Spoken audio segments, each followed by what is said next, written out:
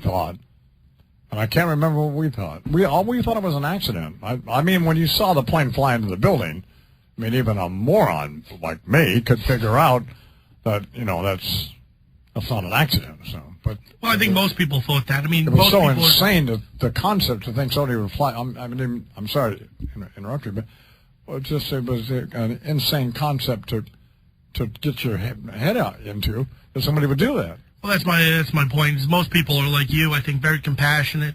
You don't have that level.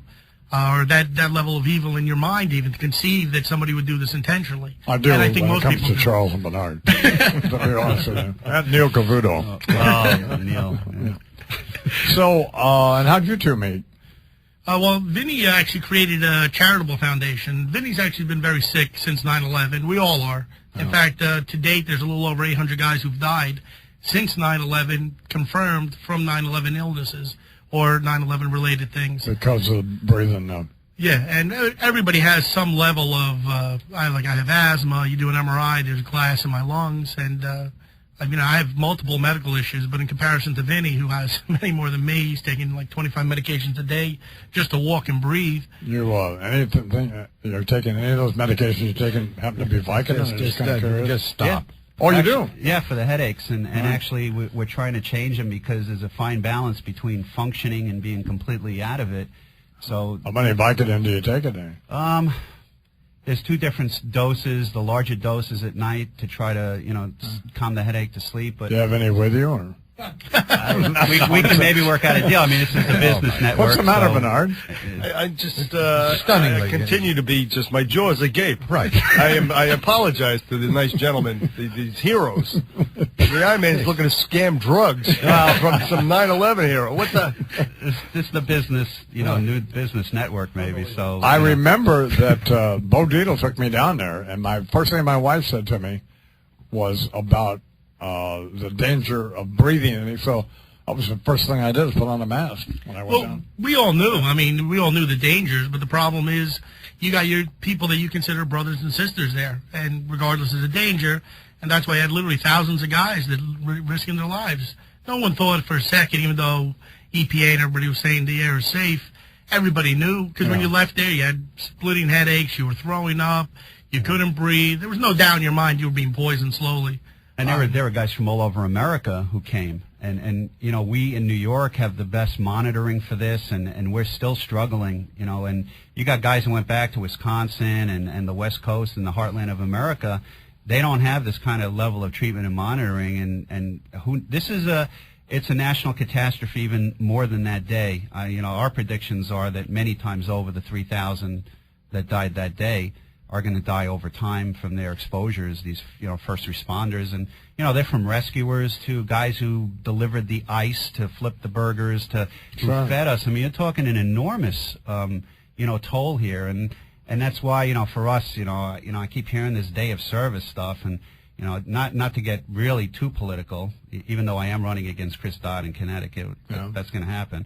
But I just can't understand, Americans answer the call every day, whether you're a fireman, first responder, and like you guys, you believe in our country and you do what it takes. You with your ranch, you have a heart of gold. You don't need to be told by anybody that today is your day of service, and I'll be darned, because I'm not going to say the other one, that I'm going to be told on September 11th, rather than paying tribute to our loved ones lost, that I'm going to be cleaning up some beach somewhere, or what I mean. I just don't get it.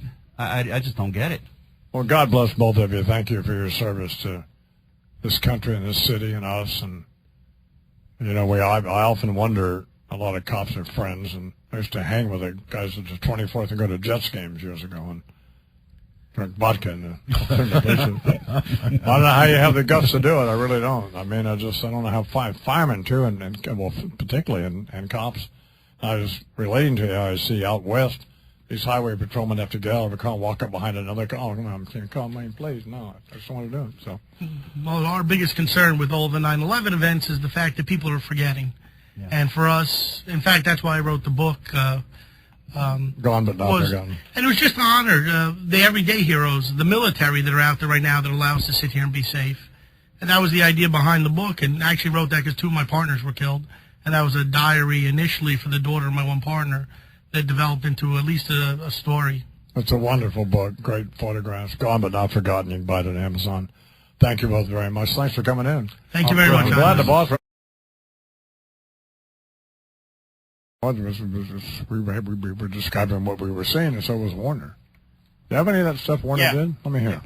Well, the news is that both towers of the World Trade Center have collapsed. So the World Trade Center is now gone, and at this cataclysmic event that has happened in this country this morning. both World Trade Centers have collapsed. Congressional leadership's been taken to a secure location. The country clearly under just almost unbelievable assault. No way to even no way to even begin to grasp what has happened in this country this morning. Warner? I saw it collapse. I just saw it as it was happening. It starts at the top and just comes right down. It was unbelievable. God. Could you hear it? Oh, sure. Yeah. Watching it is, again, it's so different seeing it in person rather than on television. Oh. I saw it happen. Oh, my God.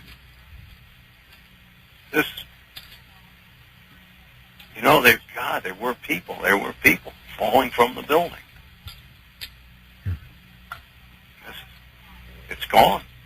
All you see now is smoke. It's like the biggest clouds possible. My gosh. Charles said, compared it with Pearl Harbor, this will be a day in infamy. Oh, absolutely. As Roosevelt said. Absolutely. Yeah. Certainly. I mean, it's incalculable. You can't even think about certainly what you have witnessed or what we have seen by way of television this morning. Yeah. And of course, then the goal before, remember when they tried to blow it up? Why? Yeah. Right. What's to take it down? 8 years ago, right? Yeah. They've taken it down. Now they've taken them both down. Both down. 110 floors.